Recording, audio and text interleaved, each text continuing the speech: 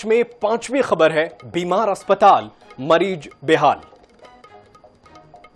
और चलिए बीमार चौथी खबर से आपको आगाह किए चलते हैं, जिसमें यह खबर है कि बीमार अस्पताल, मरीज बेहाल। जब सेहत खराब होती है तो लोग इलाज के लिए अस्पताल पहुंचते हैं, लेकिन जब अस्पताल ही बीमार दिखे तो मरीज की क्या हाल होगी, चौंकी नहीं। कोरिया जिले के अस्पताल का नजारा देखकर ऐसे सवाल का उठना लाजमी है।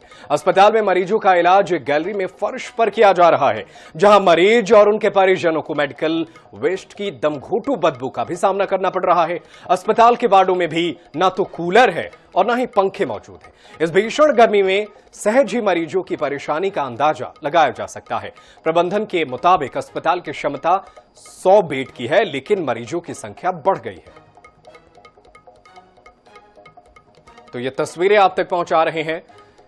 गैलरी में फर्श पर लेट करके मरीजों को इलाज कराना पड़ रहा है। बेड की संख्या कम हो गई है, ना तो इस भीषण गर्मी में पंखे की व्यवस्था की गई है और ना ही मरीजों के लिए कूलर की व्यवस्था है।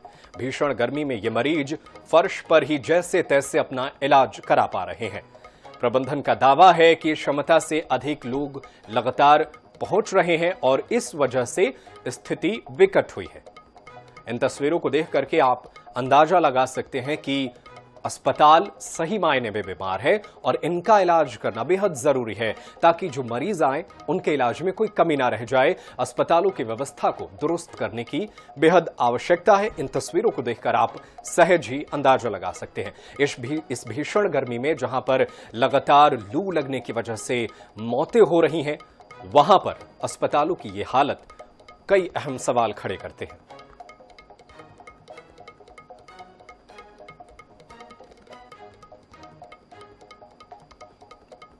वार्ड में पंखा और कूलर की भी स्थिति बेहद विकट है और भीषण गर्मी में मरीज जैसे तैसे अपना इलाज करा पा रहे हैं।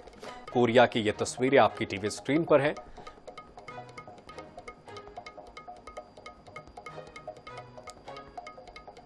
मरीज लगातार जैसे तैसे इलाज करा रहे हैं। इस भीषण गर्मी में मरीजों को पंखा तक भी उपलब्ध नहीं कराया गया है।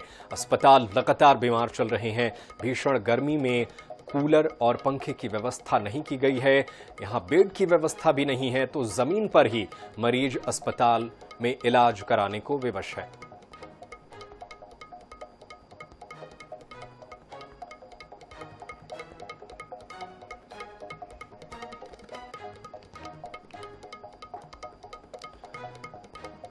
वहीं जब इन तस्वीरों पर प्रबंधन से सवाल किया गया तो प्रबंधन का कहना है कि अस्पताल में क्षमता से अधिक मरीज पहुंच रहे हैं, जिसकी